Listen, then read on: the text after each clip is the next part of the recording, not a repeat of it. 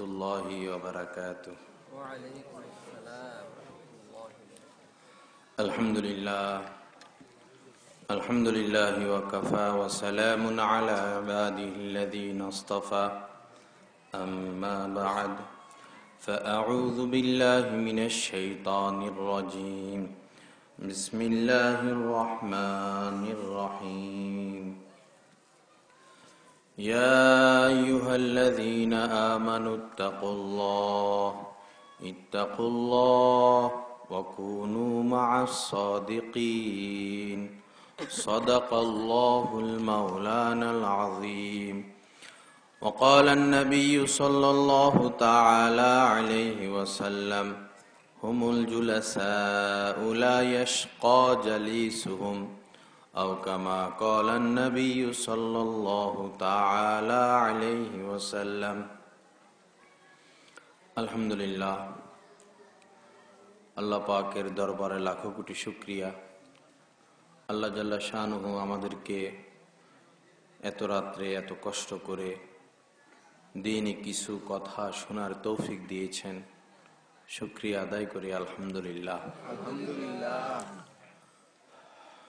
আপনাদের যে 22 মুজা বাজার না, 22 মুজা বাজারের মাশাআল্লাহ বহুত সুনাম, ভৈরব সহ বিভিন্ন জায়গায়। আমি তো এই জায়গায় মনে আরো আসছিলাম। তা আজকে আসার সময় দেখলাম প্রায় প্রত্যেকটা দোকানে টেলিভিশন চলতেছে, গান চলতেছে। আফসোস, হাজার আফসোস, শুকনা মাটির উপরে পানি পড়লে অথবা শুকনা ইটের উপরে পানি পড়লে কি হয়? পানিগুলোর অস্তিত্ব থাকে? মুহূর্তের মধ্যে শুকনা মাটি ওই পানিগুলোকে খেয়ে ফেলে, ইট পানিগুলোকে খেয়ে ফেলে। তো যেমনই ভাবে শুকনা মাটি ইট পানি পেলে সাথে সাথে গ্রাস করে ফেলে, যুবক যুবতী তরুণ তরুণীরা সাধারণ মানুষ গান শুনলে এরকম ভাবে অপকর্ম করার জন্য, জিনা ব্যভিচার করার জন্য পাগল পারা হয়ে যায়। গান এটা অশ্লীল কাজের মন্ত্র। সবকিছুর একটা মন্ত্র আছে না, জাদু। কিছু জাদু কইরা মানুষকে পাগল করে দেয়, কিছু জাদু কইরা স্বামী স্ত্রীর মধ্যে বিচ্ছেদ ঘটায়। মারাত্মক পর্যায়ের কুফুরি আছে, বা কি বলে এরকম আছে, মাইরে ফেলে মানুষকে। তো গান এটাও একটা জাদু, এটা হচ্ছে অপকর্মের জাদু। যারা গান শুনবে, যারা গান দেখবে, জাদু যেরকম মানুষকে আক্রান্ত করে, গান শুনলে গান দেখলে স্বাভাবিকভাবে মানুষ জাদুগ্রস্ত হয়ে জিনা ব্যভিচারে অপকর্মে এরকম ভাবে লিপ্ত হইতে থাকে। আল্লাহ আমাদেরকে হেফাজত করে। বহুত দুঃখের বিষয়, টেলিভিশনগুলোই এখন আমাদের আসল সংস্কৃতি। সময় কাটানোর সবচেয়ে বড় উপকরণ হচ্ছে টেলিভিশন। অথচ এই টেলিভিশনগুলোতে মুসলিম সংস্কৃতি প্রচার করা হয় না। ভারতের যে ছবিগুলো, নাটকগুলো, তারা তাদের সংস্কৃতি প্রকাশ করে, পূজা করে, হ্যাঁ, তাদের হিন্দুয়ানি যে নিয়ম নীতি তারা এগুলো প্রচার করে। খ্রিস্টানদের যে চ্যানেলগুলো, তারা তাদের ধর্মীয় সংস্কৃতি প্রচার করে। আর আমরা মুসলমানদেরও টেলিভিশন আছে, কিন্তু আমরা হয় হিন্দুটা নিয়ে ব্যস্ত, অথবা খ্রিস্টানদেরটা নিয়ে ব্যস্ত, অথবা ইহুদিটা নিয়ে ব্যস্ত। আমাদের সংস্কৃতি সাধারণত প্রচার করা হয় না। তো এতে করে আমাদের যে তরুণ সমাজ, যে সমাজ ভবিষ্যতে এই দেশে বসবাস করবে, তাদের মন মস্তিষ্ক থেকে ইসলাম, মুসলমানের সংস্কৃতি দিন দিন সরে যাচ্ছে, বিদায় নিচ্ছে। কারণ সারাদিন ওইটা নিয়ে পড়ে থাকে। এই যে মনে করেন স্টার জলসা, এই দেশে দেখে স্টার জলসা, ভারতের একটা চ্যানেল স্টার জলসা, ওইটা হইলো মহিলারা দেখে। এটা ঘরে ঘরে মহিলারা স্টার জলসা দেখে। এটা হচ্ছে পরিপূর্ণ মূর্তি পূজক হিন্দুদের একটা সংস্কৃতি, তাদের বিবাহ শাদী কেমনে হয়, ঘর সংসার কেমনে হয়, বিবাহ ভাঙে কেমনে, স্বামী স্ত্রী কেমনে ঘর সংসার করে, এইটা সারাক্ষণ প্রচার করে। আর আমাদের মুসলিম মা বোনেরা এই অপসংস্কৃতি দেখে দেখা নষ্ট হয়ে যাইতেছে, শেষ হয়ে যাইতেছে। যারা নিয়মিত স্টার জলসা দেখবে, যে ঘরের মহিলারা, অদূর ভবিষ্যতে এদের মধ্যে হিন্দুয়ানি সংস্কৃতি প্রবেশ করবে। এখন যেরকম আমরা ব্যাপকভাবে খ্রিস্টানদের সংস্কৃতিতে আক্রান্ত, আমরা মুসলিম সমাজ সহ সারা পৃথিবীর মানুষ বর্তমানে খ্রিস্টানদের সংস্কৃতিতে আক্রান্ত। এই স্টার জলসা যারা দেখতে থাকবে, এক পর্যায়ে এরা হিন্দুয়ানি সংস্কৃতির মধ্যে আক্রান্ত হয়ে যাবে। দেখতে দেখতে মহব্বত লাগবে, মায়া লাগবে, মায়া জমবে। আল্লাহ আমাদেরকে সতর্ক হওয়ার তৌফিক দান করে। খতমে নবুয়াত একটা পত্রিকা আছে, এটা 180 নম্বর সংখ্যায় একটা বাস্তব ঘটনা প্রকাশ হয়েছে। আল্লাহ পাক মাঝে মধ্যে এমন কিছু ওয়াকিয়া বাস্তবায়ন করেন যেটা দুনিয়ার নিজামের খেলাফ, কিন্তু কেন বাস্তবায়ন করেন? যেন দুনিয়ার মানুষ একটু সতর্ক হয়, সাবধান হয়, ইবরত হাসিল করে, নসিহত হাসিল করে। তো এই পত্রিকায় লিখলো, রমজান মাস, মা আর মেয়ে ঘরে মেহমান আসবে, মা ইফতারি তৈরি করতেছেন, মেয়েকে বলতেছে, মা একটু আমাকে কাজে সাহায্য করো, আজকে আমাদের মেহমান আসবে। মেয়ে বলতেছে, আম্মু আমার প্রোগ্রামটা শেষ করি, টেলিভিশনে প্রোগ্রাম একটা চলতেছে, প্রোগ্রামটা শেষ করি, এই শেষ, এরকম করে না ছেলে মেয়েরা? মা তো বারবার বলতেছে, মেয়ে একই কথা বারবার, প্রোগ্রামটা শেষ করি। মা কষ্ট পাইতেছেন, মেয়েও বিরক্ত হইতেছে। তো এই ওয়াকিয়া দ্বারা আমরা দুইটা শিক্ষা গ্রহণ করতে পারবো। একটা হলো মা বাবার হুকুম অমান্য করার কি পরিণাম, দ্বিতীয় হইল টেলিভিশন দেখার কি পরিণাম। এই মেয়ে ওই সেটটা নিয়ে, ছোটখাটো সেট হবে হয়তো, তাদের বিল্ডিং এর 2য় তলায় চলে গেছে, যাইয়া দরজা কপাট বন্ধ করে ভালো করে এখন দেখতেছে সে। ইফতারের সময় হইলো, মেহমান আসলো, সবাই এসে তার খবর নেই, সে কোথায়? বললো সে তো উপরের তলায় টেলিভিশন দেখতেছে। তাকে ডাকার জন্য গেল, এখন তো আর দরজা খোলে না, দরজা নক করতে করতে অনেকক্ষণ, ভয় পেয়ে গেছে, বাধ্য হয়ে দরজা ভাঙলো।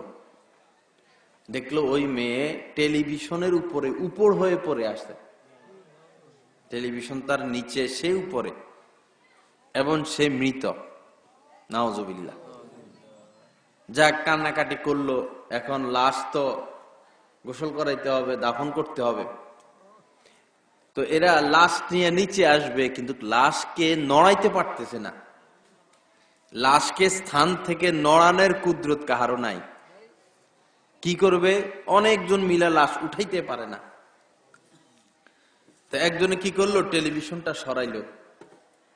টেলিভিশনটা সরানোর সাথে সাথে লাশও নড়ে উঠছে। তো টেলিভিশন উঠেলে লাশ উঠে, টেলিভিশন নিচে রাইখা দিলে লাশ নিচে থেকে যায়।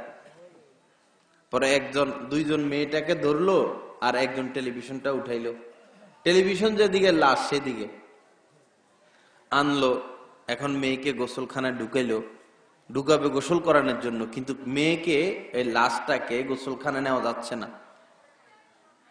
দেখা গেল যখন টেলিভিশন নিয়ে ঢুকা হইলো, মেয়েটাকেও ঢুকানো যাচ্ছে। যাক, গোসল করাইলো, কাপন পরাইলো, জানাজা পড়াবে, এখন কি সাথে টেলিভিশন রাখা যায়? এখন জানাজার মাঠে মেয়েকে নেওয়া কোনোভাবে সম্ভব হচ্ছে না, ওই টেলিভিশন নিতে হবে। যাক, টেলিভিশন সহ জানাজা হইল, কবরের কাছে নিয়ে গেল। লাশকে কবরে রাখবে এই কুদরত কাহারও নাই, লাশ কবরে রাখাই যায় না। বাধ্য হয়ে টেলিভিশন আগে রাখলো, এরপরে লাশ রাখলো। পরে লোকজন ভাবলো যে যাই হোক, এখন টেলিভিশনটা উঠাই ফেলে। টেলিভিশনটা যখন উপরের দিকে উঠাইতে নিল, লাশ সহ উপরে চলে আসতেছে। নাউজুবিল্লাহ। পরে এই মেয়েটাকে টেলিভিশন সহই দাফন করা হলো। আল্লাহ আমাদেরকে হেফাজত করেন। এই ঘটনা বাস্তবায়নের দ্বারা আমরা কি নসিহত গ্রহণ করলাম বলেন? এই যে ঘটনাটা আপনাদেরকে শুনাইলাম, এরকম ঘটনা তো অহরহর হবে না, মাঝে মধ্যে আল্লাহ পাক দেখাবেন, যেন বান্দা সতর্ক হয়, যেন বান্দা আল্লাহকে ভয় পায়। আল্লাহ পাক আমাদের সকলকে হেফাজত করেন। আমাদের তরুণ ভাই যারা এই মোবাইলে সারাদিন কানের মধ্যে হেডফোন লাগায় রাখে, গান শুনতে থাকে, আর গান আগের জামানার গানগুলোর মধ্যে কিছু শিক্ষণীয় বিষয় ছিল। পদ্মা মেঘনার যমুনার নামে গান হইতো, মায়ের নামে গান হইতো, হ্যাঁ, দেশের নামে গান হইতো। আর এখন গান শুধু ভালোবাসা, প্রেম, তোমাকে ছাড়া বাঁচবো না, তুমি কোথায় আমি কোথায়। প্রেম, ভালোবাসা, অশ্লীল শব্দ ছাড়া গানের মধ্যে কোনো বাক্য পাওয়া যায় না। তো এই গানগুলো এত উত্তেজনামূলক কথাবার্তা, যারা এই গান বাজনা শুনবে, ছেলে হইলে সে তার চরিত্র ধরে রাখা তার দ্বারা এটা সম্ভব না, আর মেয়ে হইলে সে তার সতীত্ব রক্ষা করা এটাও তার দ্বারা সম্ভব না। গান, এটা মনে করবেন এটা একটা জাদু মন্ত্র। বিভিন্ন জাদুর দ্বারা, কোন জাদুর দ্বারা মানুষ অসুস্থ হয়, কোন জাদুর দ্বারা মানুষ মরেই যায়, কোন জাদুর দ্বারা মানুষ পাগল হয়ে যায়, আর কোন জাদুর দ্বারা মানুষ অশ্লীল অপকর্মে লিপ্ত হয়। গান হচ্ছে সেই জাদু, যে জাদুর দ্বারা মানুষ অশ্লীল অপকর্মে লিপ্ত হয়। তা আমরা যদি মা বাপ, অভিভাবক যারা আছি, আমরা যদি এটা চাই যে আমার মেয়ে করুক প্রেম প্রীতি, ভালোবাসা করুক, অপকর্ম করুক, রাতের অন্ধকারে কোনো ছেলের সাথে ভাইগে চলে যাক, আমাদের কোনো আপত্তি নেই, তাহলে শুনান, মেয়েকে গান বাজনা শুনান, ঘরে টেলিভিশন কিনে দেন, শুনুক, মোবাইল কিনে দেন।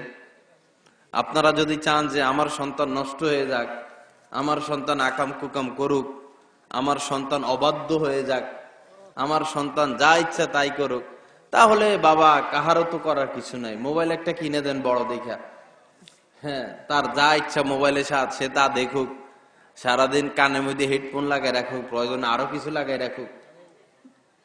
তো আমার সন্তান নষ্ট করার জন্য আমি দায়ী।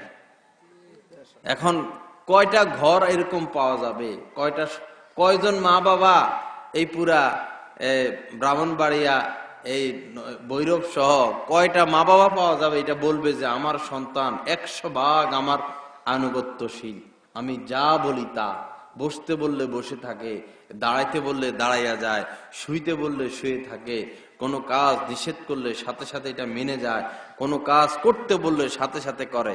এরকম কয়জন মা বাবা পাওয়া যাবে? তো সন্তান এত কষ্ট করে যে পালতেছি, কি ফায়দা হইতেছে? দুনিয়াতে তার দ্বারা আমার কি ফায়দা হইতেছে, আর আখেরাতে তার থেকে আমি কি আশা করতে পারি? আল্লাহ আমাদেরকে হেফাজত করেন।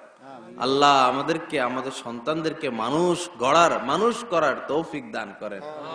বর্তমানে সন্তান নষ্ট হওয়ার সবচেয়ে বড় উপকরণ হচ্ছে এই মিডিয়া, এই টেলিভিশন, এই মোবাইল, হ্যাঁ, এই গান বাজনা, এই অশ্লীলতা।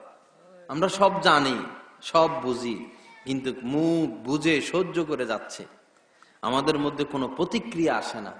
ওয়াজ তো শুনি, ওয়াজ শুনতেছি, ওয়াজ শোনার পরে একটা যে রিস্ক নিব, একটা যে প্রতিক্রিয়া, হুজুর টেলিভিশন সম্পর্কে এটা বলছে, ভাঙে ফেলে টেলিভিশন, হ্যাঁ, হুজুর মোবাইলের অশ্লীলতা সম্পর্কে কথা বলছে, দিমু না সন্তানদেরকে মোবাইল ব্যবহার করতে, এই প্রতিক্রিয়া আমাদের মধ্যে আসে না। কিরকম যেন আমরা পাথরের মতো হয়ে গেছি, আমাদের অন্তরগুলো কেমন যেন পাথর হয়ে গেছে। আহা, কি উপায় হবে আমাদের? কি জবাব দিব আল্লাহর কাছে? কি জবাব দিব? আল্লাহ আমাদেরকে সহি বুঝ দান করেন। আমার ভাই, আসুন আমরা একটু মনটাকে নরম করি, আমরা নসিহত গ্রহণ করি, আমরা আল্লাহকে ভয় করি, আমরা অশ্লীলতা থেকে বেঁচে থাকি। অশ্লীলতা, বেহায়াপনা, এই অশ্লীলতার শেষ কোথায়? বর্তমানে আমাদের মেয়েরা রাস্তাঘাটে যে চলে, এদের চলাফেরা দেখলেই তো মনে হয় এদের লজ্জা নাই। মেয়েদের একটা স্বভাবজাত, আল্লাহ পাক তাদের সৃষ্টিগতভাবে তাদের মধ্যে লজ্জা দিয়ে দিয়েছেন, লজ্জা লাজুক। আগের কালের মেয়েরা, মা বোনেরা যারা নামাজও পড়তো না, কিন্তু বেপর্দায় বাহির হইতো না, শরম পাইতো, আরে পুরুষের সামনে যাব, শরম পাইতো। আমার এক জেঠি হয়, তো উনি গ্রামের মানুষ, তুমি টেলিভিশন দেখে যে উনি টেলিভিশনের সামনে যায় না, কয়ের বেড়াইগুলো আমার দিকে তাকাই থাকে। ও টেলিভিশন লোক থাকে না, উনি এরকম একটু ফাঁক দিয়ে দেখে, আরে আমার দিকে তাকাই থাকে সব, আর টেলিভিশনের সামনে যায় না। আগের কালের মহিলারা আর বর্তমান জামানার কথা চিন্তা করে। আল্লাহ আমাদেরকে হেফাজত করেন। আমাদের সন্তানদের জীবন আমরা শেষ করে দিতেছি। আমার মেয়ের চরিত্র, আমার মেয়ের লজ্জা শরম হায়া আমি নষ্ট করে দিতেছি। এটার প্রথম তো কারণ হচ্ছে এই টেলিভিশন গান বাজনা। দ্বিতীয়, সন্তানরা নষ্ট হয় এই স্কুল কলেজে পড়তে যাইয়া। স্কুল কলেজে পড়া অপরাধ না, কিন্তু যে স্কুল কলেজে ছেলে মেয়েরা পাশাপাশি বসে পড়ে সহশিক্ষা, এই স্কুল কলেজ নিষেধ, হারাম। ছেলে মেয়ে একসাথে বসে পড়ালেখা করা এটার অনুমতি শরীয়ত দেয় না, এটা পুরোপুরি নিষেধ। এটা ইহুদি খ্রিস্টান মূর্তি পূজক হিন্দুদের কৃষ্টি কালচার, এটা মুসলমানদের কৃষ্টি কালচার না। এই সন্তানেরা ওই জায়গায় যাইয়া, ওই পরিবেশে যাইয়া সারাদিন টেলিভিশনে হিন্দি ছবি দেখে, বাংলা ছবি দেখে, প্রেম ভালোবাসা ছাড়া আর কিছু না।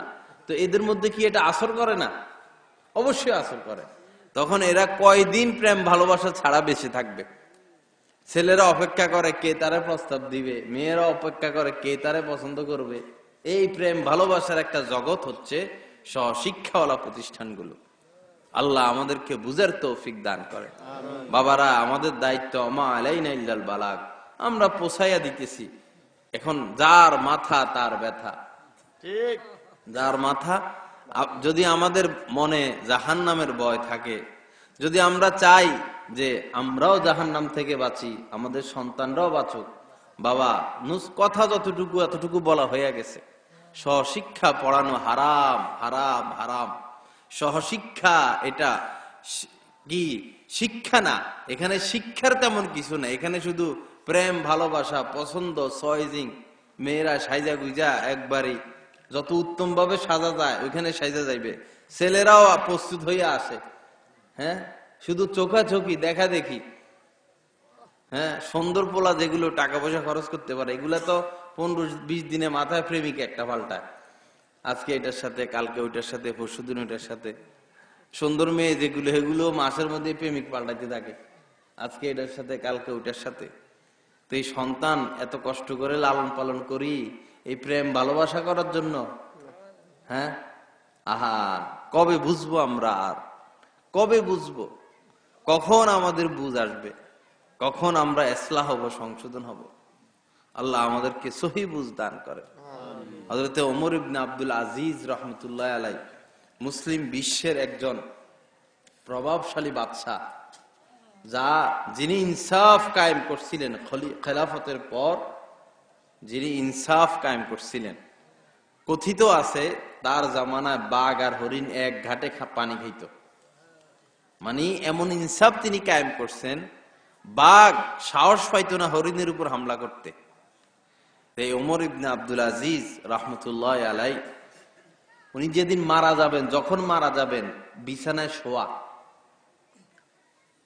উনি ছিলেন বাদশার পোলা। কত যে পোশাক ছিল উনার, কত রাজকীয় ভাবে, বাদশাহী ভাবে উনি চলতেন, এটা কোনো হিসাব ছিল না। কিন্তু বাদশাহ হওয়ার পরে সেনা জামা গায়ে দিয়া জীবন কাটাইতেন, পুরান জামা গায়ে দিয়া, খাইয়া না খাইয়া সব বিসর্জন করে দিছিলেন। তো ওমর ইবনে আব্দুল আজিজ যখন মারা যাবে, মারা যাওয়ার কিছুক্ষণ আগে এক লোক এসে বলল, হযরত, আপনার 11টা সন্তান, আপনার 11 জন সন্তান, আপনার এই 11 জন সন্তানের জন্য আপনি কি রেখে যাইতেছেন? আপনার তো কোনো সম্পদ নাই, টাকা পয়সা নাই, ঘর বাড়ি করেন নাই, ব্যাংক ব্যালেন্স করে যান নাই। ওই সময় তো ব্যাংক ব্যালেন্স ছিল না, টাকা পয়সা দিয়ে গেলেন না, জমি জমা দিয়ে গেলেন না, সন্তানদেরকে ঘর দুয়ার করে দিলেন না। এই 11টা সন্তানকে আপনি কিসের উপর রেখে যাইতেছেন? এই অসুস্থ ব্যক্তি শোয়া থেকে বসে গেছে। ওমর ইবনে আব্দুল আজিজ শোয়া থেকে বসে গেছে, বসে বললেন, ইন্নাহু ইয়াতাওয়াল্লাস সালিহিন, যে নিশ্চয়ই আল্লাহ পাক নেককারদের অভিভাবক। সুবহানাল্লাহ। আল্লাহ পাক কাদের অভিভাবক? নেককারদের অভিভাবক।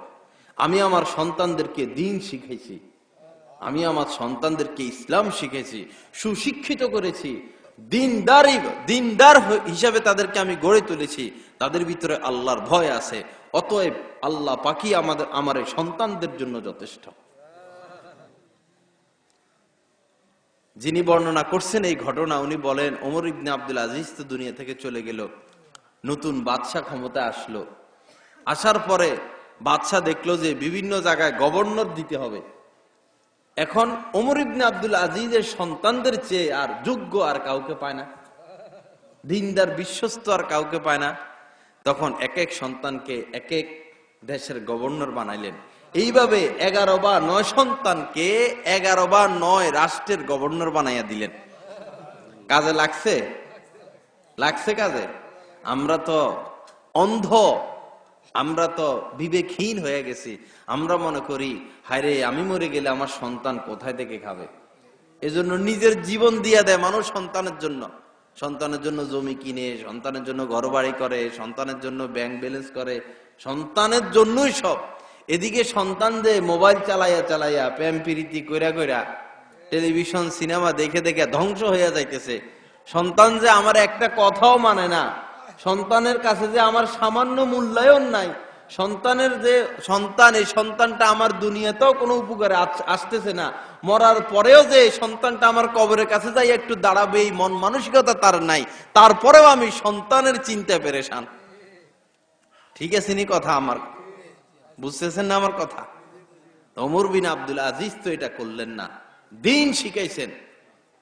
বাঘ ছিলেন, ওই সন্তানগুলোকে আরেক বাঘ বানায়া গেছেন। যিনি ঘটনা বর্ণনা করছেন তিনি বলছেন যে ওমর ইবনে আব্দুল আজিজের আগের যে বাদশারা ছিল, ওই বাদশাদের সন্তানরা ছিল ভোগ বিলাসী, দিন ছিল না তাদের মধ্যে। তো ওই বাদশাদের সন্তানদেরকে আমি জামে মসজিদের সামনে ভিক্ষা করতে দেখছি। আর ওমর ইবনে আব্দুল আজিজ সম্পদ রাইখা যান নাই, দিন শিখাইয়া গেছেন। তাদের পরবর্তীতে তারা সারা দুনিয়া পরিচালনা করছে। দ্বীনের বরকত, সুশিক্ষার বরকত। আল্লাহ আমাদের সকলকে, আমাদের সকল সন্তানদেরকে দ্বীন শিখানোর তৌফিক দান করেন। আরেকটা ভুল বিষয় যেটা আমরা করি, ওয়াজ নসিহত শোনার পরে মানুষের ভিতরে স্পৃহা আসে, মাদ্রাসায় দিয়ে দেয়, মাশাআল্লাহ এটা ঠিক আছে, মাদ্রাসায় দেয়। কিন্তু দেখা যায় 100টা পোলারে মাদ্রাসায় দিলে 10টাও কাজে লাগে না, 15টাও কাজে লাগে না, 5টাও কাজে লাগে না। কারণ কি? মাদ্রাসায় তো দিলাম, হাফেজ হইল না কেন, আলেম হইল না কেন? আচ্ছা বলুন তো, আপনার ডায়াবেটিস, আপনি ডায়াবেটিসের ওষুধ খাইতেছেন, পাশাপাশি 3 বেলায় পেট ভরে ভাত খান। আপনার পছন্দনীয় খানা হইল মিষ্টি, সকালে 4-5টা খান, দুপুরে 4-5টা, রাত্রে 4-5টা। আপনার হাঁটার অভ্যাস নাই, সারাদিন ঘুমাইতে মন চায়, ঘুমান। ডায়াবেটিসের এই ওষুধ কোনো কাজে আসবে? বুঝেন না মনে আমার কথা? মনে করেন অ্যালার্জি, চুলকানি আছে না, অ্যালার্জি রোগ কাহারো, এখন সে অ্যালার্জির তো ওষুধ খায় দামি দামি, এদিকে তার প্রিয় মাছ হইল ইলিশ, হ্যাঁ, তার প্রিয় গোস্ত হইল গরু গোস্ত, তার প্রিয় শাক সবজি হইল বেগুন। হাজার অ্যালার্জির ওষুধ খাক, অ্যালার্জি ভালো হবে? খাইতেছে আসল জিনিস, অ্যালার্জি ভালো হবে কেমনে? সন্তানকে তো আমরা স্কুলে মাদ্রাসা পাঠাই, সন্তান মাদ্রাসায় যাইয়া একটা সুন্দর পরিবেশ পায়, বাড়িতে এসে দেখে ছোট ভাই টেলিভিশন দেখে, বড় ভাই টেলিভিশন দেখে, মা টেলিভিশন দেখে, ছোট ভাই কি সুন্দরে শার্ট প্যান্ট পরে ঘুরে, মাও বেপর্দায় ঘুরে, সকালবেলা সবাই ঘুমাইয়া থাকে, সেও ঘুমাই থাকে। মাদ্রাসায় যাইয়া সে পায় একটা পরিবেশ, ঘরে এসে দেখে আরেক পরিবেশ। মাদ্রাসায় গেলে দেখে সবাই নামাজি, ঘরে আসলে দেখে সবাই বেনামাজি। মাদ্রাসায় গেলে সবার মধ্যে দ্বীন, শরীয়ত, আল্লাহ, রাসূল, ঘরে আসলে দেখে যে এক একজনের এক এক হালত। তো স্বাভাবিকভাবে যেহেতু দুনিয়ায় আমরা থাকি, এই ছেলের মধ্যে মাদ্রাসার প্রভাব বেশি কাজ না কইরা ঘরের প্রভাবটাই বেশি কাজ করে। তারও শার্ট প্যান্ট পরতে মন চায়, তারও ক্রিকেট খেলতে মন চায়, তারও টেলিভিশন দেখতে মন চায়, তারও রাস্তায় রাস্তায় ঘুরতে মন চায়। তো মাদ্রাসার এই কঠিন পড়ালেখা তার কাছে অসহ্য লাগে, পেরেশানি লাগে, কষ্টকর লাগে। এজন্য মাদ্রাসা থেকে পলাই চলে আসে, পড়তে চায় না, ওই এলাকার ছেলে ফেলেদের সাথে মিশা, নষ্ট হয়ে যেতে মন চায়। এই কারণে শত শত ছেলেকে মাদ্রাসায় তো দেওয়া হয়, কিন্তু পরিবেশ না পাওয়ার কারণে এই বাচ্চাগুলো সুশিক্ষিত হয় না। আল্লাহ আমাদেরকে বুঝার তৌফিক দান করেন। এজন্য আমার সন্তানকে ভালো করতে হলে আমাকে ভালো হইতে হবে। আমি যদি গোল্ড সিগারেট খাই, বেনসন খাই, আমি বাবা, আমি যদি গোল্ড খাই, আমার সন্তান বিড়ি হইলো তো খাইবে, কি কর? বিড়ি হইলে খাইবে না। আমি যদি ফেন্সিডেল খাই, আমি বাপ, আমার ফেন্সিডেল খাওয়ার অভ্যাস, আমার সন্তান বাংলা মদ হইলো তো খাইবে, বাংলারটা হইলো তো খাবে। মনে রাখবেন, এই যে ছোট ছোট বাচ্চারা সিগারেট খাওয়া শিখে, এরা ওই বাপের পকেটের থেকে চুরি করে নিয়ে নিয়ে খাইয়া শিখে। বাপ যখন ঘুমায়, ওই বাপের পকেটেরটা তো খায় না, প্রথমে বাপে খাইয়ে ফালাই দিলে যে অল্প একটু থাকে, অল্প একটু থাকে না সিগারেট, এইটা ধরাইয়া খায় যখন বয়স 6-7 বছর। এরপরে যখন আরো বড় হয়, ওইটা খাইয়া মজা পায় না, তখন বাপের পকেটের থেকে চুরি করে, চুরি কইরা কইরা পরে খাইতে থাকে। তো এই বাচ্চাটা যে সিগারেট খাওয়া শিখাইলো, কে শিখাইলো? বাপে শিখাইলো। একটা সন্তান যে মিথ্যা কথা বলে, এই মিথ্যা কথা সে কার থেকে শিখলো? বাপের থেকে। মা, একটা মেয়ে পর্দা করে না, বেহায়া, এই মেয়ের মধ্যে বেহায়াপনা কোথা থেকে আসলো? মায়ের থেকে, বড় বোনের থেকে। তো এই জন্য আমরা যদি চাই আমাদের সন্তানগুলো মানুষ হোক, আমাদের সন্তানগুলো আমাদের আনুগত্যশীল হোক, আমাদের সন্তানগুলো আমাদের দুনিয়া এবং আখেরাতে কাজে লাগুক, যদি এটা চাই, আমার অভিভাবক ভাইরা আমরা ভালো হইয়া যাই। আমাদের যাদের সিগারেট খাওয়ার অভ্যাস আছে, আমরা সন্তানের দিকে তাকাইয়া এই নোংরা অভ্যাসটা ছাড়া দিই। আমাদের যাদের টেলিভিশনে অশ্লীল ছবি দেখার অভ্যাস আছে, যারা আমরা নেটে মোবাইলে অশ্লীল ছবি দেখি, আমার বন্ধু, আপনি যত গোপনে দেখুন না কেন, আপনার এই প্রভাব আপনার সন্তানের উপর পড়বে। আমার মেয়ে আছে ছোট একটা, তো বড় মেয়ে বয়স 5-6, এর ঝোল খাওয়ার অভ্যাস, ঝোল নেয় ডাইলের মতো। আমরা ডাইল এরকম বেশি নি, ঝোল না এরকম। পরে আমি বহুত চিন্তা করলাম, এত ঝোল কেন খাইছে। পরে কালকে আমার এটা মনে আসছে, খাইতে বসছে, আমার মনে আসছে যে সে কেন এত ঝোল খায়। পরে আমি বুঝলাম, মানে আসলে আমি ঝোল বেশি খাই, মানে ভাতের মধ্যে পুরা প্লেট ঝোল থাকাটা আমি পছন্দ করতাম, দীর্ঘদিন থেকে বেশি ঝোল খাইতাম। অটোমেটিক আমার এই অভ্যাসটা আমার সন্তানের মধ্যে চলে গেছে, অটোমেটিক। যে ঘরে মা বাপ পান খায়, ছেলে মেয়েরা কি করে? পান মুক্ত থাকে। আমার এক ছাত্র আমার হিসাব দিছে, সিলেট বাড়ি তার, তো সে বলল আমাদের এলাকায় আমাদের প্রধান খাদ্য হইল পান। সে আমার একটা হিসাব দিছে যে আমাদের ঘরে বাৎসরিক না একটা হিসাব দিল যে 8 লক্ষ টাকার পান লাগে, পান সুপারি এই যাবত, জর্দা যাবত 8 লক্ষ টাকা লাগে। পানের উপরে থাকে তারা, খাওয়ার আগে পান, খাওয়ার পরে পান, এমন নেশা হে করে পাইছে, পান ছাড়া জীবন চলে না। তো এই যে পান খাওয়া শুরু হইলো তাদের ঘরে, এটার প্রধান কে? মা বাবা। মা বাবা থেকেই তাদের ভিতরে এই পানের অভ্যাস আছে। তো আমরা যারা যেই পথে আছি, আমি তো আমার জীবনকে শেষ করে দিলাম, আহা আমার জীবনটা তো শেষ, পথে ঘাটে শেষ হয়ে গেল।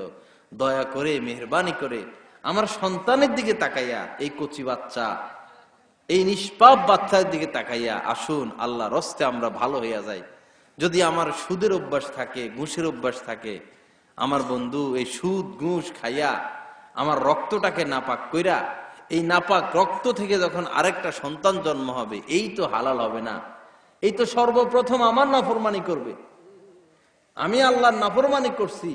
আর কোরআন শরীফ নিচে রাখা যাবে না তো, আমরা উপরে পড়ছি যে, পাঠাই দেন না, ওদিকে পাঠাই দেন।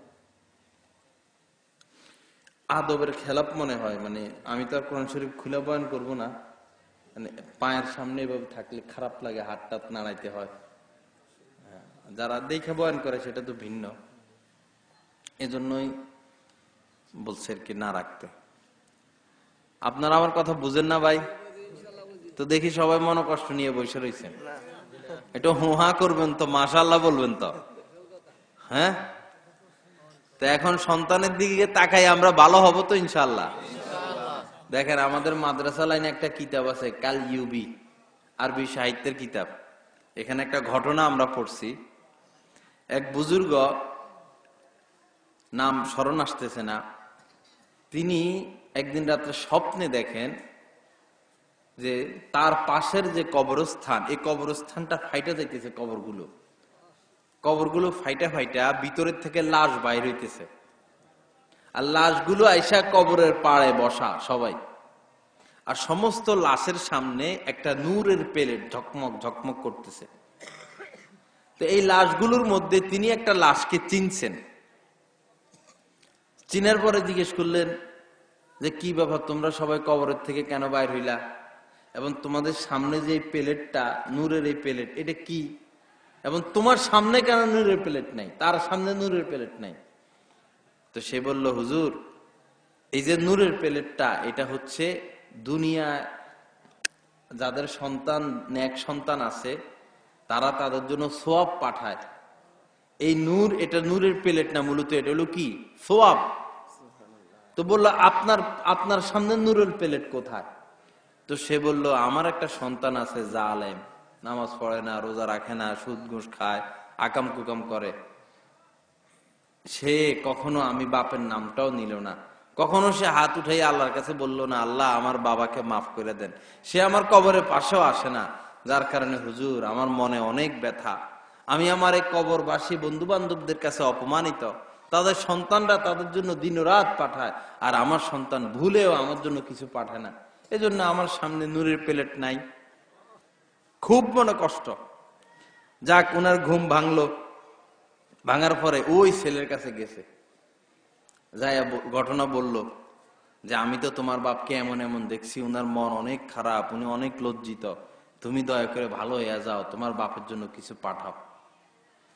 ছেলের মনে এই কথার আসর পড়ছে। ছেলে কি করলো, তোবা করে, একবারে খালাস তোবা করে ভালো হয়ে গেল, নামাজি হয়ে গেল, এবং সব সময় বাপের জন্য পাঠাইতে থাকে। কুলহুয়াল্লাহ পড়া পাঠায়, আলহামদুলিল্লাহ পড়া পাঠায়, কোরআন শরীফ তেলাওয়াত করে পাঠায়, দান সৎকা করে পাঠায়, গরিবদের সাহায্য করে পাঠায়। অনেক অনেক দিন পরে আবার স্বপ্ন দেখলো, কবর ফেটে গেল, সবাই কবরের পাশে বসা, সামনে একটা নূরের প্লেট। এখন ওই লোকের সামনেও আজকে নূরের প্লেট, ওই লোকের সামনেও কি নূরের প্লেট। সেই লোক স্বপ্নে বলতেছে, হুজুর আপনি অনেক বড় উপকার করছেন, আমার সন্তান আমার জন্য এখন দিন রাত সওয়াব পাঠাইতেছে। আল্লাহ আমাদের সকলকে কবুল করেন। এই জন্য বাবারা, আমরা আমাদের মা বাবার কবরে অন্তত সপ্তাহে একবার যাওয়া, এবং আমার সন্তানটাকে নিয়ে যাওয়া। হ্যাঁ, তখন আমার এই সন্তান শিখবে। হ্যাঁ, মইরা গেলে এর মনে হবে যে আরে আমার আব্বা তো তার বাপের কবরে, মার কবরে এরকম যাইতো, আমারও তো যাওয়া উচিত। এখন আমরা এমন পাষাণ হয়ে গেছি, আমরা চাই আমরা মারা গেলে আমাদের সন্তানরা আমাদের কবরের পাশে যাক, এটা আমরা চাই, কিন্তু আমরা আমাদের মা বাবার কবরের পাশে যাই না। ঠিক আছে নি কথা না বেঠিক বলতেছি? প্রতিদিন কমপক্ষে আমাদের যাদের মা বাবা মারা গেছে বা দাদা দাদি আত্মীয় স্বজন মারা গেছে, কমপক্ষে তাদের আমল নামায় 2 খতম কোরআন শরীফ, 2 খতম কোরআন, কোরআনের 2 খতম সওয়াব পাঠানো একবারই সহজ। মাত্র 3-4 মিনিট লাগবে। পাঠাবেননি বলেন? তাহলে আমি বলবো কেমনে পাঠাইতে হবে। পাঠাবেননি সবাই? মা বাবা আমাদের জন্য কষ্ট করছে না? মা বাবা কষ্ট না করলে আমরা এত বড় হইতে পারতাম? তাদের ঋণ আমরা শোধ করতে পারবো?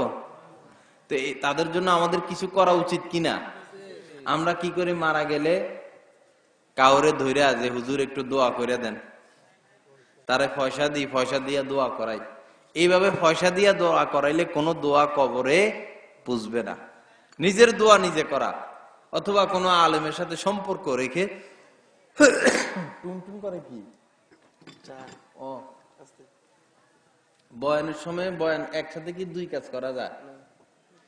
চা খামো না বয়ান করবো, আর এত মুরব্বীদের সামনে বসে বসে চা খাইতে।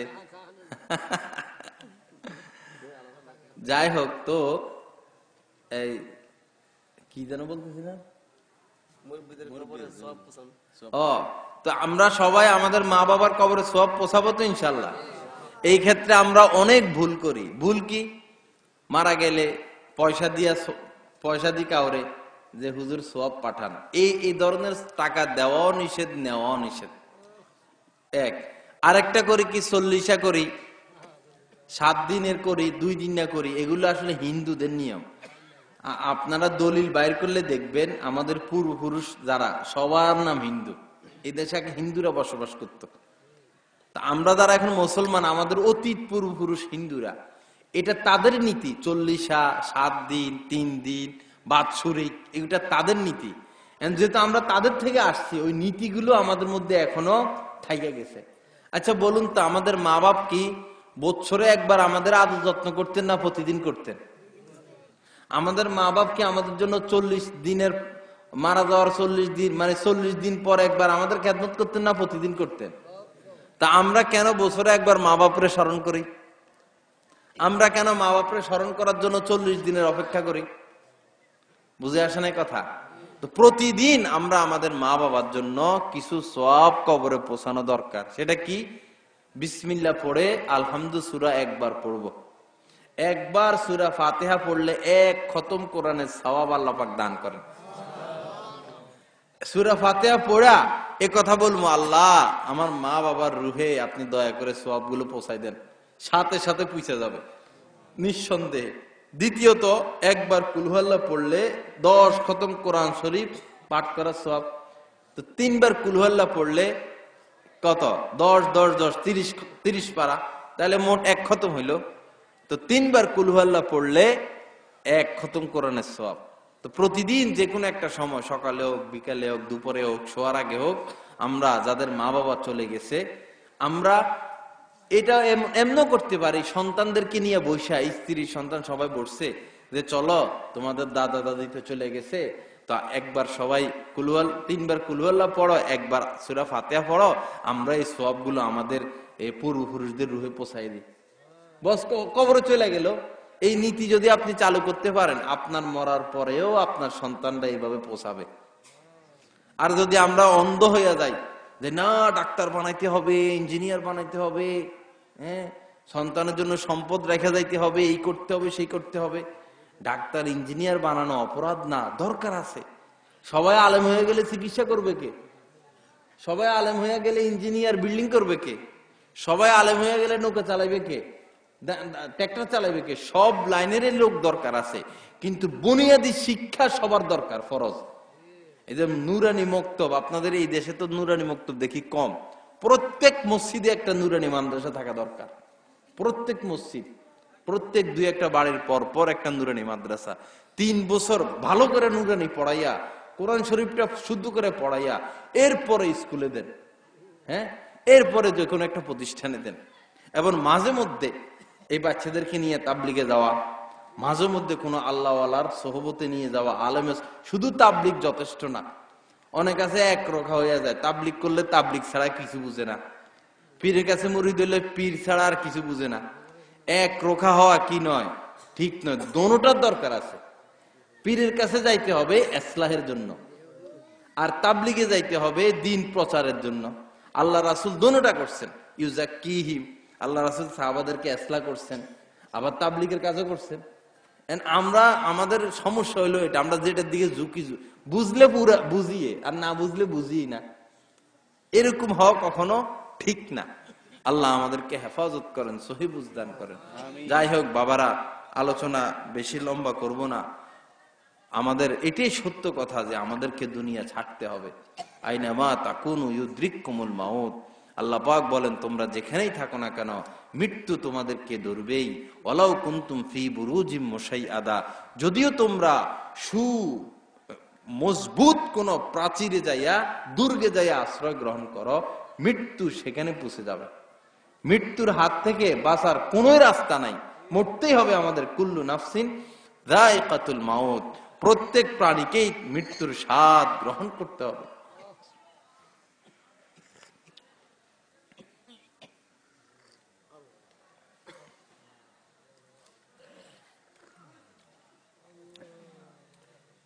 বেশি কড়া হয়ে গেছে চা পাতা।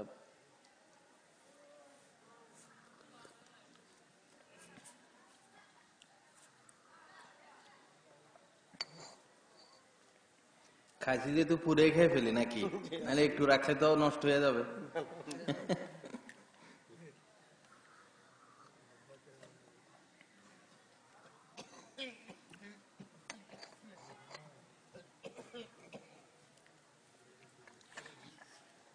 আল্লাহ আমাদের সকলকে মেহেরবানি করে মাফ করিয়া দেন। দেখুন, ফাইদা জাআ আজালুহুম লা ইস্তাখিরুনা সাআতান ওয়া লা ইস্তাকদিমুন।